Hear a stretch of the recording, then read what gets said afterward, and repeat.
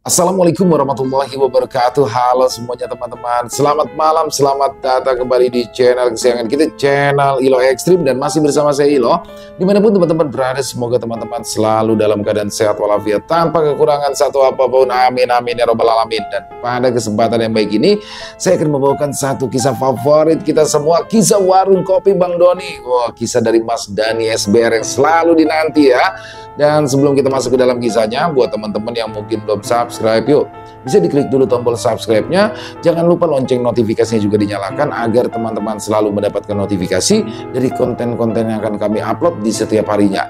Dan kami juga ingin mengucapkan terima kasih ya kepada seluruh teman-teman yang sudah selalu setia hadir, yang sudah selalu mendukung kami, karena teman-temanlah kami selalu bersemangat berkarya di setiap harinya. Oke, nggak pakai berlama-lama lagi, pasti udah nggak sabaran kan untuk masuk ke dalam kisahnya.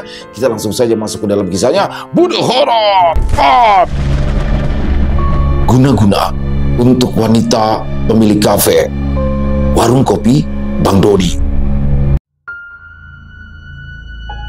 Pagi itu, langit masih berselimut warna abu-abu, pertanda matahari belum sepenuhnya terbit. Udara sejuk khas pagi menyambut langkah kaki Clara saat ia keluar dari rumah. Rambut yang hitam dan mengkilat tampak mempesona kontras dengan kulitnya yang cerah. Di tangannya tergenggam tas kerja hitam dengan logo kecil dari brand Eropa elegan tapi tak mencolok. Di depan pagar rumah, sebuah SUV hitam telah terparkir rapi. Supir pribadinya, Pak Dodi, pria parubaya berkacamata dengan penampilan rapi dan wajah tenang, segera keluar dari mobil dan membukakan pintu belakang. "Selamat pagi Bu Clara," sapanya sopan sambil sedikit membungkuk. "Pagi Pak Dodi. Hari ini kita berangkat lebih pagi ya. Soalnya jam 7:30 saya ada meeting. Sorenya saya mau nge-gym juga," ujar Clara sambil masuk ke dalam mobil. "Siap Bu, kita langsung jalan." Pak Dodi menutup pintu dan segera duduk di balik kemudi. Mobil perlahan meluncur keluar dari komplek perumahan elit yang masih lengang. Di dalam kabin, suasana hening. Hanya terdengar suara lembut dari radio yang menyiarkan berita pagi, kondisi lalu lintas, cuaca, dan kabar nasional. Sesekali, Pak Dodi mencairkan suasana dengan obrolan ringan. "Sepertinya hari ini cerah ya Bu, gak hujan kayak kemarin." "Ya kayaknya begitu Pak, tapi tetap siap-siap payung ya. Cuaca akhir-akhir ini sulit untuk diprediksi," balas Clara tersenyum sambil tetap fokus membuka email di ponselnya. Mobil melintasi jalan protokol yang masih relatif sepi. Beberapa pedagang sarapan mulai membuka lapak bubur ayam, nasi uduk, roti bakar di trotoar. Terlihat para pejalan kaki dan pelari pagi menikmati udara bersih yang jarang mereka temui di siang hari.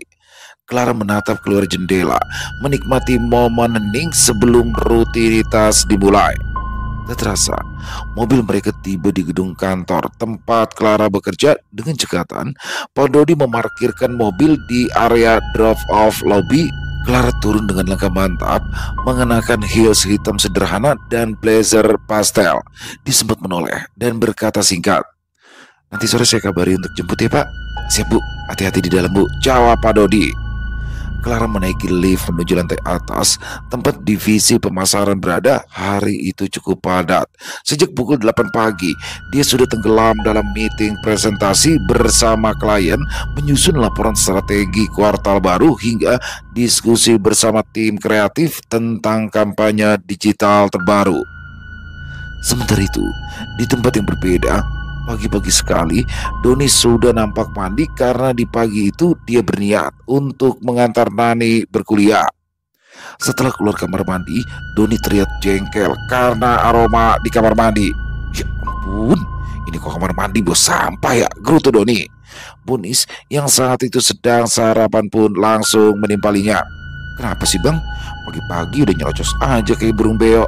Itu kamar mandi, apa bau sampah begitu?" tanya Doni penasaran. "Bau sampah apaan sih Bang?" "Ih, itu tuh bau apel kali." "Ih, abang kampungan banget sih. Itu Bonis taruhin pewangi apel. Soalnya kalau emak habis masak jengkol, pasti deh bau banget kamar mandi kita," terang Bonis. Set dah, pantesan tuh kamar mandi udah kayak kamar mandi pasar induk. Bawa sampah buah-buahan, timpal Doni sewot. Ih, abang dasar kampungan, saut Bonis menimpali kakaknya.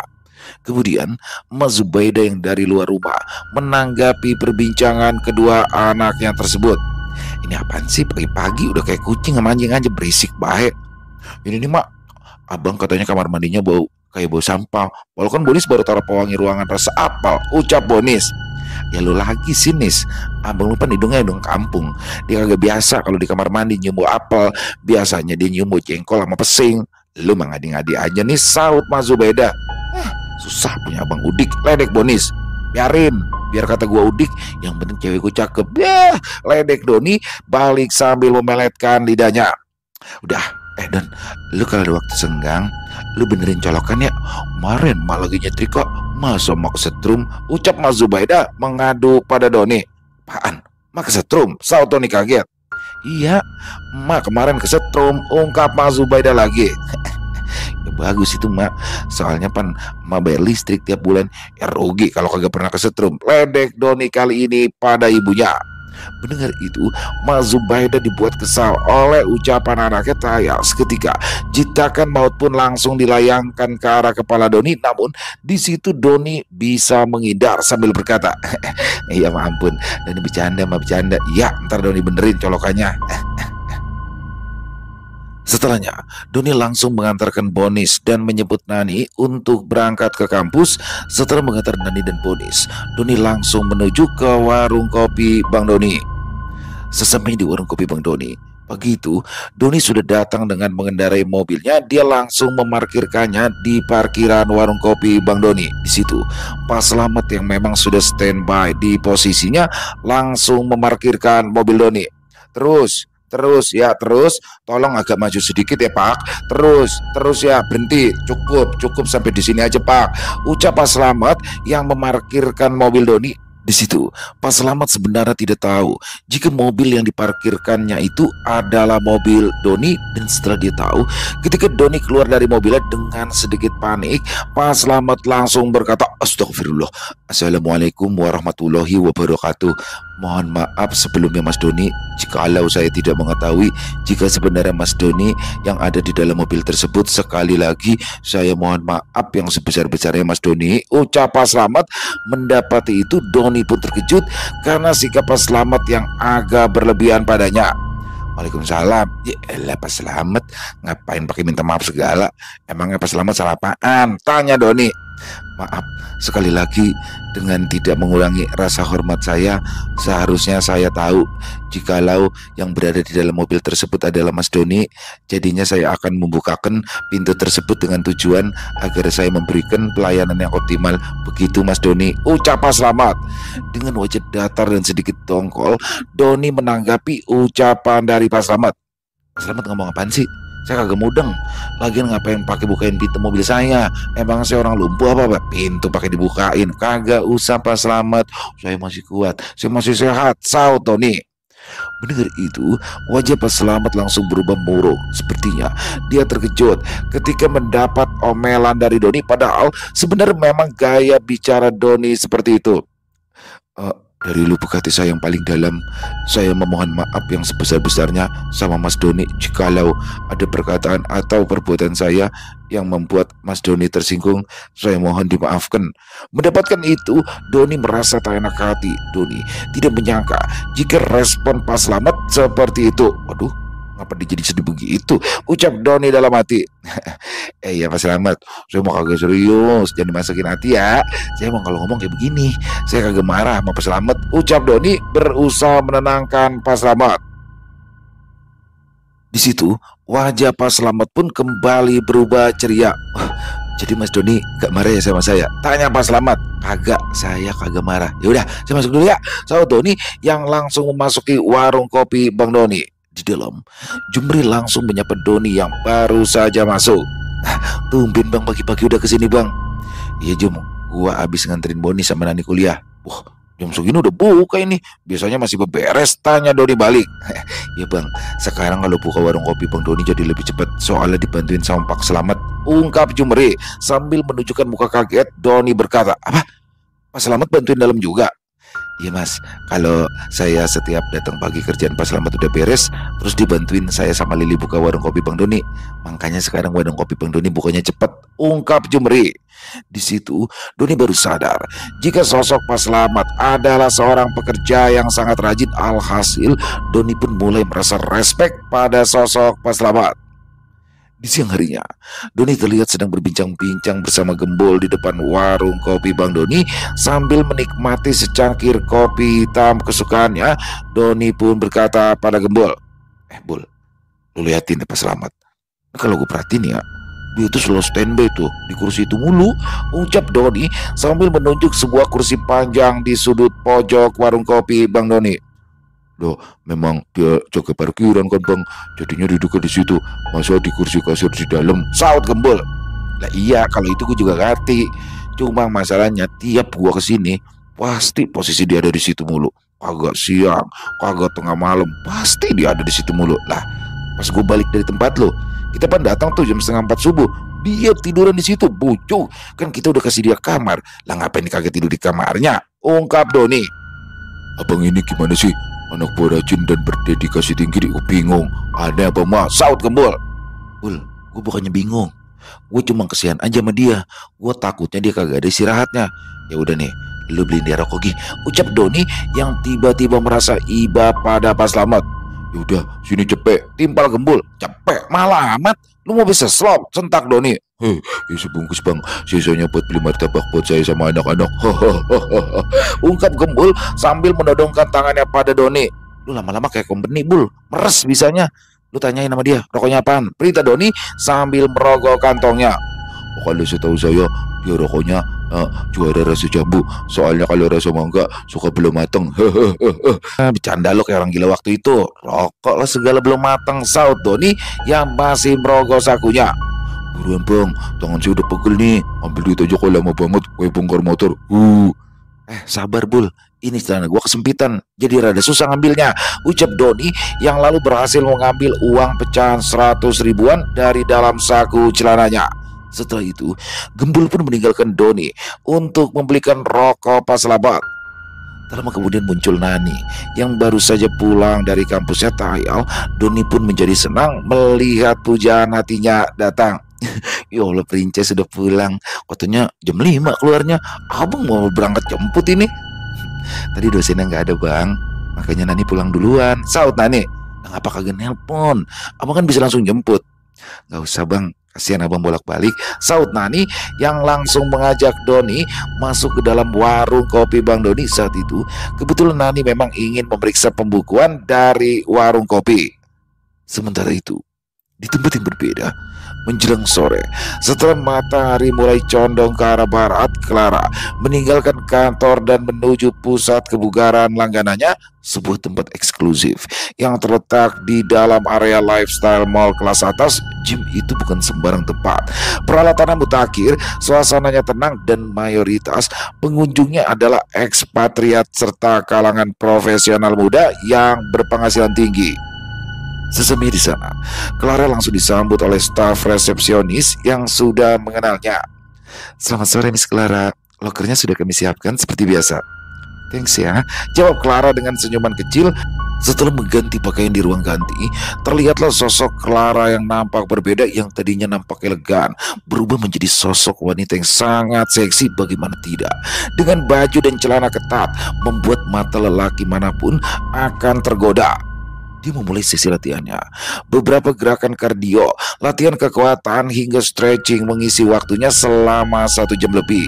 Hingga suatu ketika, saat Clara akan melakukan bench press, yaitu mengangkat beban dalam posisi tiduran, tak ada personal trainer di situ. Ya, biasanya bila akan menggunakan bench press harus didampingi oleh personal trainer atau penjaga di tempat gym untuk menghindari kecelakaan dalam berolahraga. Namun, Clara adalah sosok wanita yang tidak suka menunggu, sekaligus sedikit nekat. Akhirnya Akhirnya, dia pun melakukan angkat beban seorang diri. Pada angkatan pertama dan kedua berjalan lancar. Namun, pada angkatan ketiga, tangannya tiba-tiba saja mengalami kram hingga palang beban yang diangkat nyaris menimpa tubuhnya. Untunglah, saat palang beban itu hampir saja mengenai lehernya, tiba-tiba ada tangan seseorang yang membantu mengangkat palang beban tersebut sehingga Clara terhindar dari kecelakaan yang fatal. Clara langsung menarik nafas dalam-dalam sambil menutup wajahnya dengan kedua tangannya. Kemudian Clara bangkit dari tidurnya dan bermaksud berterima kasih pada sosok yang menolongnya. Namun di situ Clara sempat tertegun. Bagaimana tidak, sosok yang menolongnya itu merupakan pria dengan wajah oriental seperti bintang film Korea Ji Chang-wook. Tayal jika Clara langsung mengiranya bukan orang Indonesia. "Thank you for helping me," ucap Clara. Namun, pria itu hanya mengangguk kecil tanpa membalas perkataan Clara. Seketika, sambil tersenyum kecil, dia pun langsung meninggalkan Clara begitu saja. Mendapati itu, Clara pun langsung dibuat bingung oleh sikapnya. Karena memang selama hidupnya, Clara tidak pernah mendapat perlakuan demikian, ya mendapat perlakuan dingin dari seorang laki-laki. Setelahnya, Clara langsung menyudahi kegiatan fitnessnya di hari itu sambil memegangi lengan yang tadi mengalami kram di dalam mobil. Saat perjalanan pulang, Clara masih terbayang oleh kejadian tadi. Ya, akibat keteledorannya, Clara hampir saja celaka hingga akhirnya dia ditolong oleh sesosok lelaki tampan misterius. Namun, yang membuat Clara tak habis pikir adalah sikap dingin dari lelaki itu. Tidak seperti biasanya, Clara mendapat perlakuan seperti itu. Sudah banyak pria dari berbagai kalangan yang ditolaknya, baik yang hanya ingin sekedar berkenalan ataupun yang sampai meminta nomor teleponnya, tapi tidak dengan pria misterius tadi. Sikapnya dingin, seakan mengacuhkan pesona Clara yang selama ini sulit diabaikan. Di tengah lamunan, tiba-tiba saja ponsel Clara berbunyi. Ia pun langsung melihat layar dan membaca nama yang muncul. Kamran, gumamnya dalam hati. Clara segera menerima panggilan tersebut dan mulai berbincang dengan Ujang Kamran di balik telepon. Rupanya, sebelumnya mereka sudah sempat membicarakan rencana kerja sama bisnis. Ya, Ujang Kamran berniat bergabung dengan Clara dalam menjalankan bisnis Coffee and Space dengan menanamkan modal di kafe tersebut. "Clara, jadi kapan kamu ada waktu? Kita ketemuan buat rencana kita selanjutnya?" tanya Ujang Kamran. Besok bisa Om, kita ketemuan langsung di kafenya aja ya. Sekalian nanti Om bisa langsung lihat gimana konsep kafe itu, ungkap Clara. "Oh siap, kalau begitu besok Om meluncur ke sana ya," ujar Ujang Kamran. Kemudian keduanya pun mengakhiri perbincangan tersebut.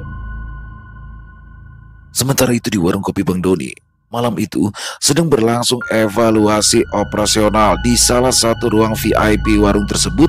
Mereka semua berkumpul untuk rapat dan membahas berbagai hal terkait operasional harian. Setelah beberapa poin selesai dibicarakan, Doni mengajukan sebuah usulan mengenai peningkatan pelayanan pelanggan.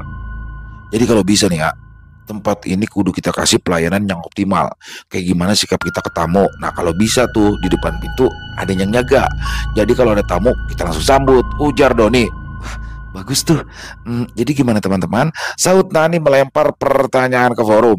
"Wah, kalau ada yang standby di pintu, kayaknya kita nggak bisa deh Bang. Soalnya kita kurang orang," Timpal Gembul memberikan pendapatnya. Mendengar itu, Doni berbisik pada Nani. "Ya juga ya Nan, kalau ada yang standby di depan pintu, kita mau kurang orang. Ya udah dah, nggak usah standby di pintu, tapi sikap kita aja yang perlu diperbaikin. Soalnya kalau senyum doang kayaknya kurang mantep dah. Kalau bisa kayak di tempat-tempat lain tuh, kalau ketemu tamu, tangan kita ditaruh di dada tuh sambil bungkuk sedikit," ucap Doni sambil memperagakan gerakannya. "Oh gitu ya Bang, kayak di itu ya, restoran-restoran terkenal itu ya," Timpal Gembul dengan semangat. "Nah iya, kayak di sana tuh. Jadi kesana kan kita tuh ramah banget sama tamu yang datang kemari. Jadi tamunya nanti pada senang," sahut Doni. Gembul pun ikut menirukan gerakan Doni. Begini ya Bang." Melihat itu, Doni langsung mengomentarinya. "Buset Bul, lu tangan lu jangan begitu, tempelin aja ke dada lu. Kalau lu begitu lu kayak mau nawarin tete lu." Sampai diremes-remes begitu. Lalu makanya kebo mau netain anaknya. Ledek Doni yang langsung membuat seluruh ruangan tertawa terbahak-bahak. Dengan muka cemberut, Gembul terlihat jengkel dengan candaan Doni barusan. Bang Doni nih, kalau diajak serius bercanda mulu. Yaudah, sekarang kita mending praktekin aja di depan. Akhirnya, semua setuju dengan usulan Gembul. Mereka pun langsung mempraktekkan apa yang tadi diusulkan Doni. Saat itu, semua orang berdiri di depan meja kasir. Sementara Doni memperagakan cara menyambut tamu yang datang. Nih, gue praktekin dulu ya. Nah, pas kita di dekat pintu, langsung sambut nih tamunya kayak begini. Nan, temenin abang ya di pintu ya, ucap Doni sambil mengajak Nani berdiri di depan pintu. Disaksikan seluruh karyawan warung kopi Bang Doni. Doni lalu menunjukkan cara menyambut pengunjung dengan ramah. Dia menaruh tangan di dada sedikit membengkuk dan berkata, "Selamat malam, selamat datang di warung kopi Bang Doni." Hal itu dilakukan Doni berulang kali pada setiap pengunjung yang datang hingga membuat para pengunjung tersenyum balik padanya. Tiba-tiba saja muncul seorang wanita muda yang tampak sedang hamil besar hendak masuk ke warung kopi Bang Doni. Dan ketika berada di dekat Doni, wanita itu berkata, "Mas, saya hamil mas." Ucapannya sontak membuat Doni dan Nani terkejut, terutama Nani yang tak menyangka jika kekasih hatinya itu mungkin telah menghamili wanita lain. Dengan refleks, Nani langsung mencengkram pinggang Doni kuat-kuat, meluapkan amarahnya. Doni merasakan sakit luar biasa. Saking sakitnya, dia sampai tak sempat berteriak. Wajahnya pucat membeku, menahan nyeri akibat cengkraman dari Nani. Namun, wanita hamil itu kembali membuka suara. "Maaf, saya mau tanya, di sini toiletnya toilet jongkok apa duduk ya?" Tanyanya lagi. Mendengar itu, Nani langsung melepaskan cengkramannya. Dia sadar bahwa wanita itu hanya menanyakan soal toilet, bukan datang untuk meminta pertanggungjawaban Doni. Dengan terengah-engah, Doni menjawab, "Ada, dalam ada dua mbak. Mbak bisa pilih mau yang duduk apa yang jongkok." "Terima kasih ya," ucap wanita itu sambil tersenyum, lalu meninggalkan Doni dan Nani yang masih berdiri di depan pintu masuk. Sepeninggal wanita itu, Doni menoleh ke arah Nani dan berkata dengan wajah kesakitan, "Nan, tadi Nani ngapain dah ya?" Dengan wajah malu, Nani meminta maaf atas gerakan refleksnya tadi. "Maaf bang, Nani kirain tadi perempuan tadi minta pertanggungjawaban sama abang. Gak taunya cuma mau nanyain toilet. Maaf ya bang, kalau Nani tadi sempat nyubit abang." "Ya kagak ngapa-ngapa Nan, tapi itu mah tadi bukan nyubit. Kalau nyubit mah kecil, itu tadi nyengkrem, berasa digigit macan," saut Doni yang masih kesakitan sambil memegangi pinggangnya.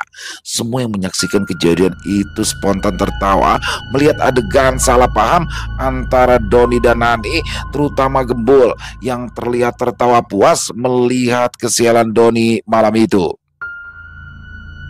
Keesokan harinya, Clara nampak sudah berada di ruangannya di lantai atas cafe Coffee and Space miliknya. Begitu, dia berniat bertemu dengan Ujang Kamran untuk membicarakan kerjasama dalam menjalankan bisnis cafe Coffee and Space. Tak lama, Ujang Kamran pun tiba lalu masuk ke ruangan Clara. "Assalamualaikum." Salam Ujang Kamran. "Waalaikumsalam." "Hai Om," jawab Clara. "Gimana kabar kamu hari ini? Sehat kan?" ucap Ujang Kamran menanyakan kabar Clara. "Baik Om, kabar Om sendiri gimana? Sama Tante juga gimana? Sehat-sehat juga ya?" tanya balik Clara. "Alhamdulillah kabar baik, Om sama Tante Erna juga baik," jawab Ujang Kamran sambil tersenyum. Rupanya antara orang tua Clara dan keluarga Ujang Kamran sudah terjalin baik sejak lama. Mereka bersahabat sehingga Kamran sudah menganggap Clara sebagai keponakannya sendiri. Kini kedua orang tua Clara berada di luar negeri dan tinggallah Clara yang menjalankan semua bisnis keluarganya seorang diri. "Oh iya Om, melanjuti pembicaraan kita, Clara mau tanya dong, kenapa Om tiba-tiba tertarik sama bisnis ini?" tanya Clara penasaran. "Sebenarnya mah bukan Om yang pengen ngejalaninya, tapi anak Om," jawab Ujang Kamran. Mendengar itu, Clara sedikit terkejut karena sepengetahuannya Ujang Kamran tidak memiliki anak. "Anak Om? Siapa? Denny?" "Ya bukan atuh, si Denny mah keponakan Om, lagian dia mah lagi di penjara." ungkap Ujang Kamran. Emangnya papa kamu nggak pernah ngasih tahu sama kamu kalau om punya anak? Tanya Ujang Kamran pada Clara. Oh iya ya, Clara inget deh. Dulu papa pernah kasih tahu kalau om punya anak yang tinggal di kampung sejak SMP ya, saut Clara. Nah, itu ingat, anak om itu mah dari SMP udah milih tinggal di desa, sampai kuliah aja dia maunya di sana. Kakeknya sampai marah sama om, padahal kan itu pilihannya sendiri. Dia mah ke Jakarta kalau liburan aja. Terus ibunya udah nawarin kuliah di luar negeri, tapi dia nggak mau. Dia mah maunya tinggal di desa, tenang katanya kalau tinggal di desa.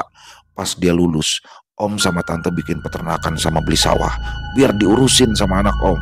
Nah sekarang mah ibunya pengen dia belajar bisnis di kota, soalnya peternakan sama sawah udah bisa ditinggalin, ungkap Ujang Kamran.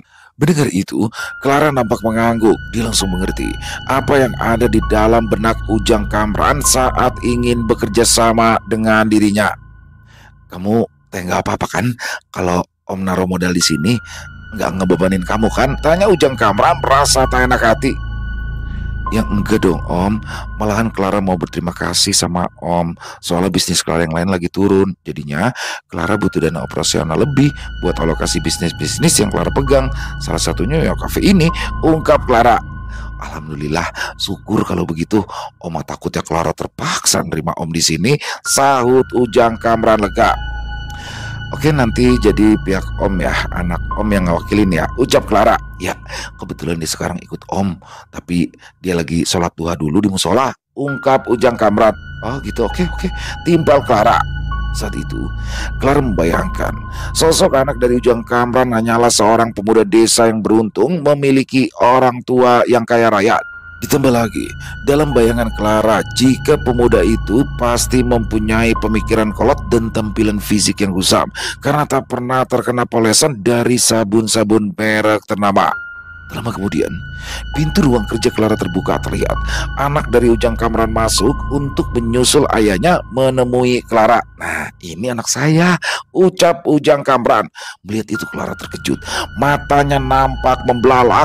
Ekspektasinya salah. Rupanya anak dari Ujang Kamran adalah sosok yang sama dengan orang yang menolongnya di tempat fitness kemarin. Wajah tampannya seakan tak pernah hilang dari ingatan Clara.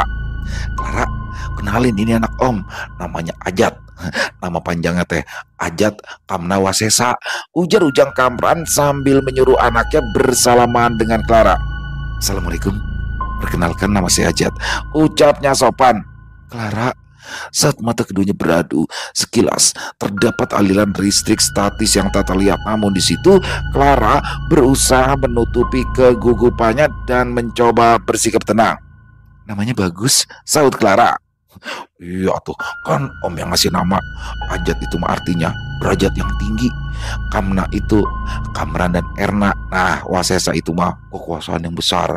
Makanya itu dia harus kuat agamanya, biar nanti kalau ada di posisi yang tinggi jangan sampai ngejolimin orang lain, ungkap Kamran. Di situ, Clara nampak tertegun mendengarkan penjelasan dari Ujang Kamran. Kemudian, dia pun langsung mengarahkan pandangannya pada Ajat. Kamu bukannya kemarin ketemu saya di tempat fitness ya? Tanya Clara mencoba membuka obrolan dengan Ajat. Oh iya, itu Mbak Clara ya? Tanya Ajat balik. Iya, itu saya, saut Clara sambil tersenyum. Oh, jadi mah udah pada pernah ketemu? Tanya Ujang Kamran penasaran. Ya, Bah. Di tempat gym yang dipesenin sama mama. Kemarin gak sengaja Ajat ketemu sama Mbak Clara, ungkap Ajat. Jat, kamu teh jangan panggil Clara Mbak. Dia ini masuk umuran sama kamu, interupsi Ujang Kamran pada anaknya. Di situ Clara hanya tersenyum. Bukan ketemu sih om, lebih tepatnya anak om udah nolongin Clara. Setelah Clara, nolongin kamu? Emangnya kamu kenapa? Tanya Ujang Kamran cemas. Kemudian Clara pun menceritakan semuanya saat dirinya bertemu pertama kali dengan Ajat, anak dari Ujang Kamran. Tapi Clara sedih, soalnya pas Clara ngucapin terima kasih, anak om malah diem aja terus pergi, ungkap Clara. Mendengar itu, Ujang Kamran sedikit terusik oleh sikap Ajat anaknya. Apa bener begitu, Jat? Kamu kok jadi gak sopan begitu? Bukan gak sopan, Pak. Tapi Mbak Clara ngomongnya pakai bahasa Inggris. Ajat bukan yang gak ngerti, tapi bahasa Inggris Ajat kan jelek. Ajat pikir Mbak Clara ini orang asing, Makanya Ajat langsung pergi. Jelas Ajat. Kamu kenapa tuh Kloro? Masa ngomong sama orang desa pakai bahasa Inggris? Si Ajat mah biasanya makan pakai ikan asin, kamu ajak ngomong bahasa Inggris. Pantes dia nggak jawab. Timpal Ujang Kamran sambil tersenyum pada Clara. Mendengar itu, Clara langsung tertawa sambil menutup mulutnya. Maaf Om, Clara kira si Ajat itu orang Korea. Lagian di tempat gym itu kan yang datang biasanya orang luar, ungkap Clara. Iya sih, Oma juga heran. Si Ajat itu kalau main papanasan, pokoknya hitam malah merah kayak udang rebus. Kayak mah gen ibunya lebih kuat, soalnya ibunya kan ada keturunan Chinese. Oh iya Clara, asal kamu tahu ya, di kampungnya itu masih Ajat banyak yang ngejar-ngejar. Terakhir mah anaknya Pak Kades, sampai Pak Kadesnya sendiri nyamperin si Ajat buat nikahin anaknya. Tapi si Ajat tolak, soalnya dia bilang dia belum siap buat nikah. Ungkap Ujang Kamran sambil tertawa lebar. Mendengar itu, Ajat terlihat tidak nyaman. Bagaimana tidak, ayahnya seakan menguliti masalah pribadinya di depan Clara. Wah, ini kan kita mau bahas bisnis, kok malah bahas Ajat sih? Protes Ajat pada ayahnya. Iya, papa sampai lupa. Clara, Om pamit dulu ya. Kamu gak apa-apa kan ngobrol masalah bisnisnya berdua aja sama Ajat? Soalnya Om ada janji mau ketemu sama orang, ujar Ujang Kamran yang nampak berdiri dari duduknya. Gak apa-apa Om, gak apa-apa. Baik, nanti saya akan membicarakannya langsung sama Ajat ya Om, sahut Clara sambil tersenyum. Di situ, setelah beranjak dari kursinya, pandangan Ujang Kamran langsung teralihkan oleh warung kopi Bang Doni yang persis berada di seberang kafe milik Clara. Waduh, ternyata pas banget ya. Posisi kafe ini di seberang kafenya si Doni. Kamu ingat kan Clara, si Doni yang waktu itu sempat nolongin kamu? Tanya Ujang Kamran. Iya Om, inget Om, sahut Clara sambil mengangguk. Di situ, Ujang Kamran tidak mengetahui jika Clara sebenarnya telah bertemu dan juga mengobrol dengan Doni berdua. Namun, Clara tidak mengungkapkannya karena menurut Clara itu adalah urusan pribadinya yang tidak perlu semua orang tahu. Oma sebenarnya mau banget mampir ke sana, tapi gak sempet. Ya udah tuh, Om jalan dulu ya Clara. Ajat, Papa jalan dulu. Nanti kamu pulangnya pakai Grab aja ya, ucap Ujang Kamran disusul anggukan dari Clara dan Ajat. Sepeninggalan Ujang Kamran, Clara dan Ajat tetap duduk di ruang kerja Clara. Suasana menjadi lebih tenang, hanya ditemani dentingan sendok dari cangkir kopi yang mereka nikmati. Momen itu menjadi awal dari diskusi serius keduanya mengenai arah bisnis Coffee and Space yang akan mereka jalankan bersama. Clara yang semula hanya menganggap Ajat sebagai anak muda manja dan kurang berpengalaman perlahan mulai mengubah pandangannya. Di luar dugaan, Ajat ternyata memiliki wawasan yang cukup luas tentang industri kopi dan tren bisnis kafe kekinian. Dia menjelaskan dengan rinci tentang segmentasi pasar, pentingnya branding, desain interior yang mendukung customer experience, hingga strategi pemasaran digital yang efektif untuk menjangkau anak muda urban. Clara mendengarkan dengan seksama. Sesekali dia mengangguk dan mencatat hal-hal yang penting. Dia mulai menyadari bahwa Ajat bukanlah sekedar pewaris kekayaan keluarganya, melainkan juga pribadi yang memiliki semangat belajar dan kemampuan berpikir strategis. Obrolan mereka yang pada awalnya formal berubah menjadi lebih cair dan terbuka. Clara bahkan sempat tersenyum kagum saat Ajat menyampaikan ide tentang integrasi komunitas seni lokal ke dalam ruang kafe mereka. Percakapan itu membuka lembaran baru dalam kerja sama mereka. Bagi Clara, ini bukan lagi sekedar urusan modal dan desain interior, tapi juga tentang kepercayaan dan sinergi dua kepala yang saling melengkapi. Kata Om Kamran, kamu tinggal di desa ya? Tapi kepengetahuan kamu sama bisnis ini gak mencerminkan kamu orang yang menetap di desa, ujar Clara kagum. Ya, saya emang tinggal di Garut, tapi saya kuliahnya di Bandung. Jadi sedikit banyak saya tahu masalah-masalah bisnis seperti ini, ungkap Ajat. Loh, berarti kamu tinggal gak di Garut? Kata papa kamu tinggal di Garut. Iya, saya tetap tinggal di Garut, tapi sesekali aja saya menginap di Bandung. Dulu saya sering bolak-balik Bandung Garut. Ungkap Ajat lagi. Akhirnya, obrolan antara Clara dan Ajat pun selesai. Saat Ajat bersiap pamit untuk pulang, Clara menawarkan tumpangan kebetulan arah tujuan mereka sejalan. Pada awalnya Ajat menolak dengan halus. Ia merasa tidak enak hati karena mereka baru saling mengenal, namun Clara memaksa dengan nada bersahabat hingga Ajat akhirnya tak kuasa menolak. Ajat memang dikenal sebagai sosok yang santun dan penuh rasa sungkan. Itu terlihat jelas saat ia naik ke mobil milik Clara alih-alih duduk di belakang. Di samping Clara layaknya tamu, Ajat justru memilih duduk di kursi depan bersama sang sopir. Clara menanggapi sikap itu dengan biasa. Dalam hatinya, ia memang hanya sekedar mengagumi sosok Ajat, tidak lebih. Perasaan itu tak sampai pada titik ketertarikan karena sebenarnya ada satu nama yang diam-diam telah mengisi hatinya, Doni. Ya, Bang Doni.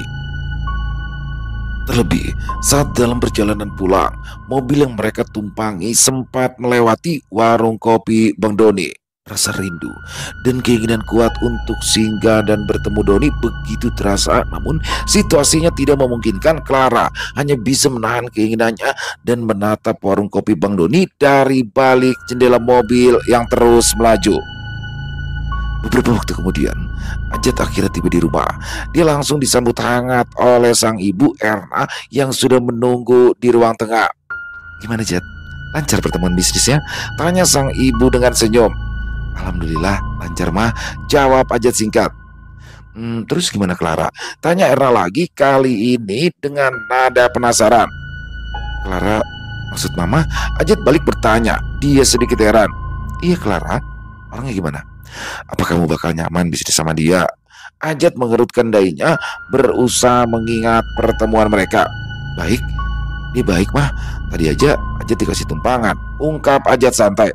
"Loh, dia nganter kamu sampai rumah? Kok nggak kamu suruh masuk dulu sih?" timpal Erna sedikit kecewa. "Enggak mah, tadi Ajat turun di jalan, terus Ajat nyambung naik Grab." "Jelas Ajat." Erna mengangguk pelan. "Ya udah, sekarang makan dulu ya.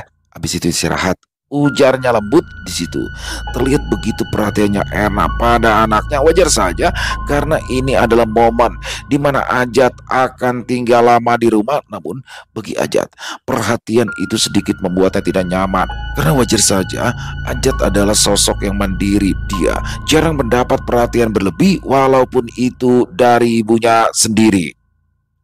Sementara malam harinya di warung kopi Bang Doni, terlihat Doni sedang bersantai di bangku depan. Pikirannya menerawang jauh. Secangkir kopi yang ada di depannya mulai dingin dan sebatang rokok Samsu masih tergenggam di jarinya. Entah apa yang sedang difikirkan Doni saat itu hingga tiba-tiba saja Pak Slamet datang dan menyapanya. "Assalamualaikum warahmatullahi wabarakatuh. Kepada Mas Doni yang terhormat, dengan ini dari lubuk hati saya yang paling dalam, saya ingin mengucapkan rasa terima kasih yang sebesar-besarnya dikarenakan Mas Doni sudah membelikan saya sebungkus rokok bermerek Juara yang memiliki cita rasa buah jambu yang sungguh aduhai rasanya," ujar Pak Slamet dengan penuh semangat. Iya, santai aja Pak Slamet. Saya biasa beliin orang rokok, jadi kagak usah berlebihan ngucapin terima kasihnya ya, jawab Doni sambil tersenyum. "Memang saya seperti ini Mas Doni. Karakter dan juga kepribadian saya sudah terbentuk semenjak lama karena ajaran dari kedua orang tua saya, di mana pada dasarnya kita jangan pernah lupakan kebaikan orang lain pada kita. Seyogyanya saya merasa bersyukur karena telah memiliki atasan yang sungguh baik seperti Mas Doni. Saya harap kedepannya saya bisa memberikan pelayanan yang lebih baik lagi di tempat ini," ujar Pak Slamet panjang lebar. Dalam hati Doni pun bergumam, "Waduh, dia kumat lagi aja ini. Mulai nyerocos nih. Bagaimana cara berhentiin ini?" Tatan mendengar celoteh panjang itu, Doni pun buru-buru menyuruh Pak Slamet kembali bekerja. "Ya udah, ya, saya paham. Ya udah, Pak Slamet kerja lagi sana." "Baik Mas Doni, sekali lagi saya ucapkan terima kasih karena sudah bisa menerima saya untuk bekerja di sini dan sudah memperlakukan saya dengan begitu luar biasanya. Dan saya juga..." Ucapan Pak Slamet tiba-tiba terhenti karena Doni mendadak memegang mulutnya.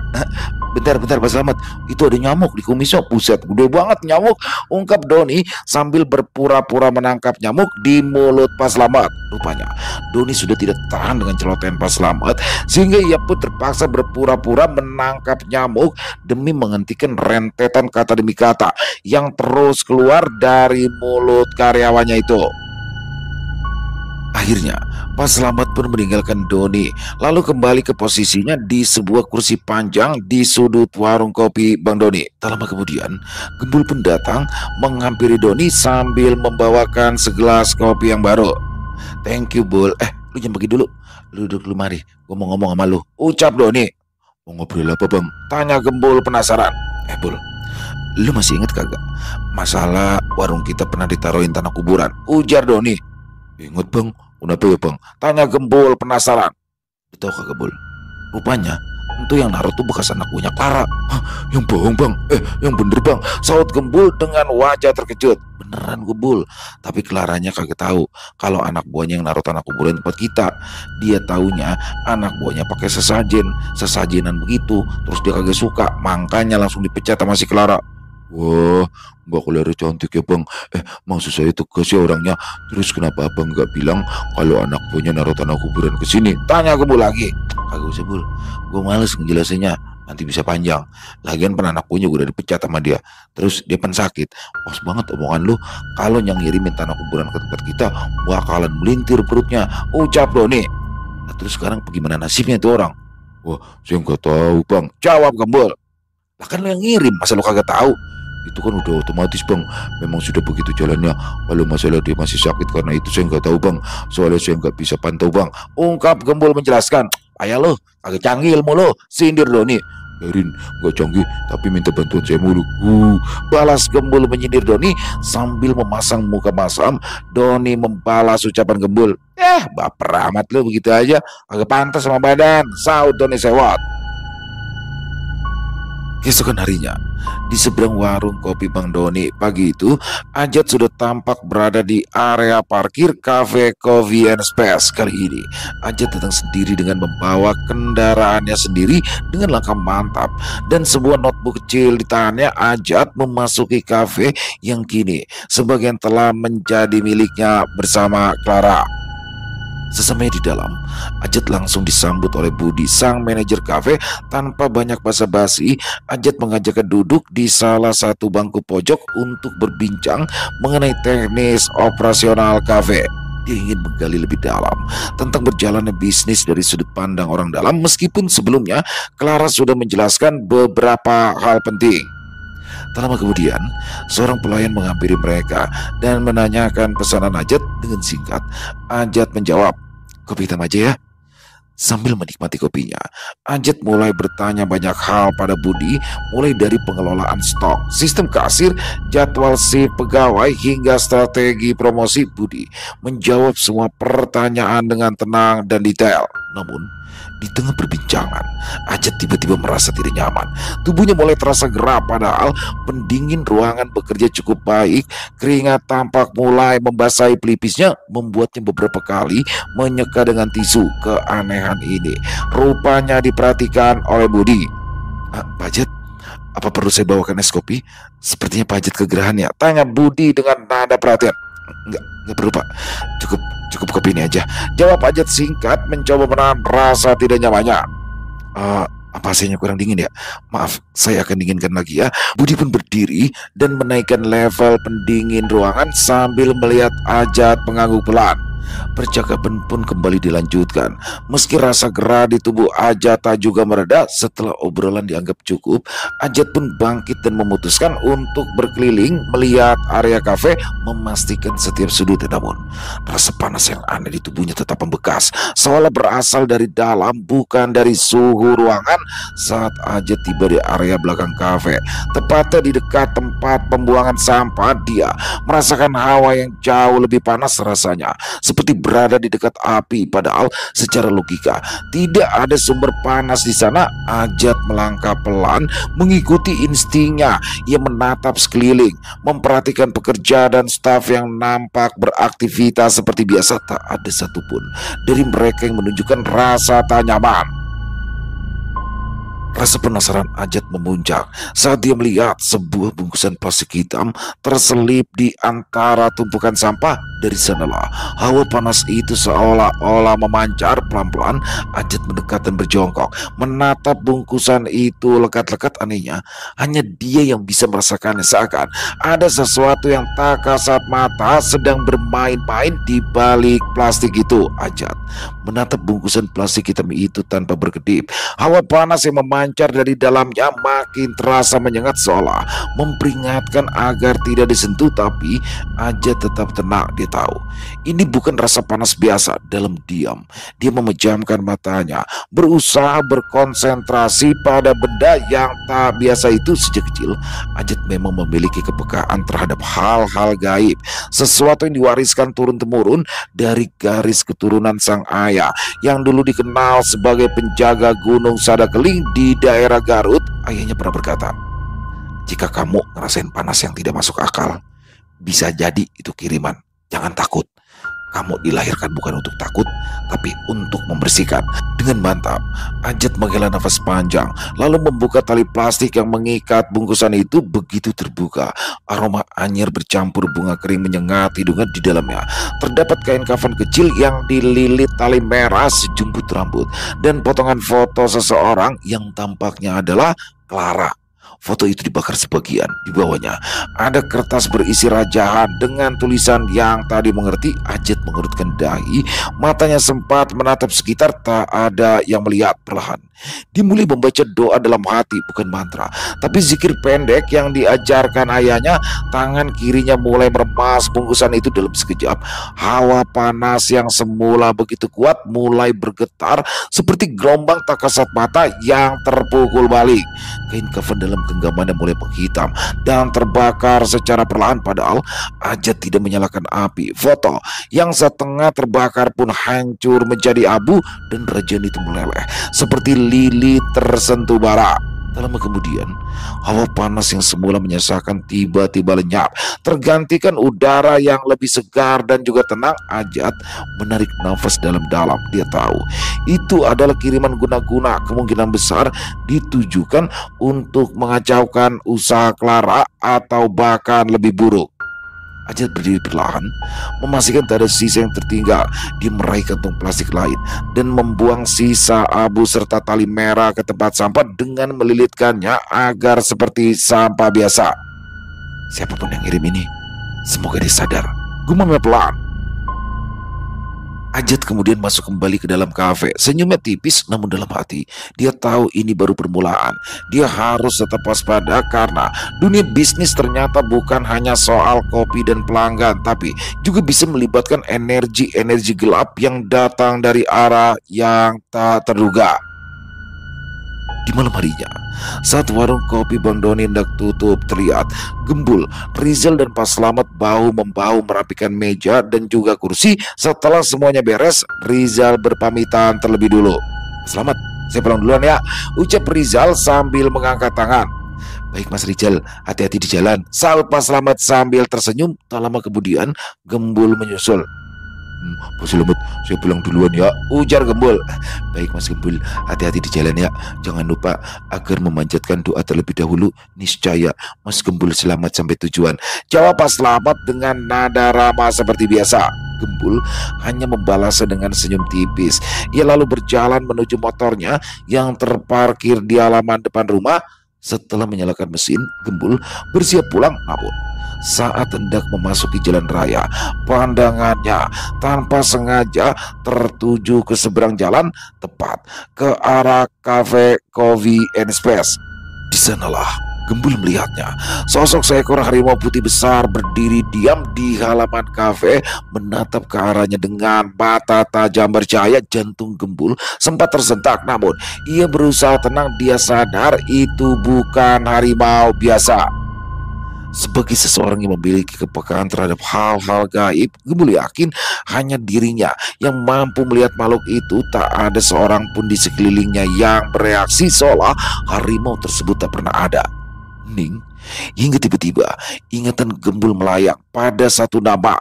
Ujang Kamran. Ya, itu adalah sosok harimau putih milik Ujang Kamran. Gembul ingat betul ketika bertemu dengan Ujang Kamran untuk pertama kali dan sosok harimau itu berada di dekatnya. Di benaknya banyak terdapat pertanyaan, salah satunya kenapa harimau putih itu berada di cafe Coffee and Space.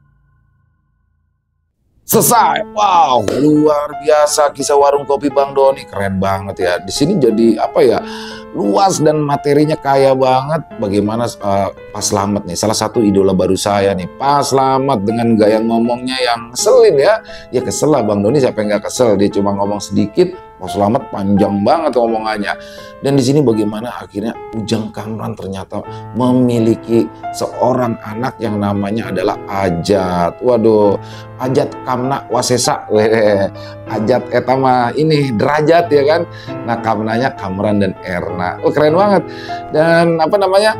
Kayak orangnya, mukanya kayak orang Korea katanya. Kok kayak orang Korea mulu. Saya curiga deh ini Mas Dani SBR fansnya film Korea, drakor ya. Karena, tapi ya itulah, orang Garut juga memang putih-putih ya. Karena kan di Garut tuh setahu saya adem tuh. Saya pernah ke Garut beberapa kali. Jadi rata-rata putih-putih sih memang orang sana. Dan di sini membuat Clara tertarik. Tapi tertarik, oke tertarik.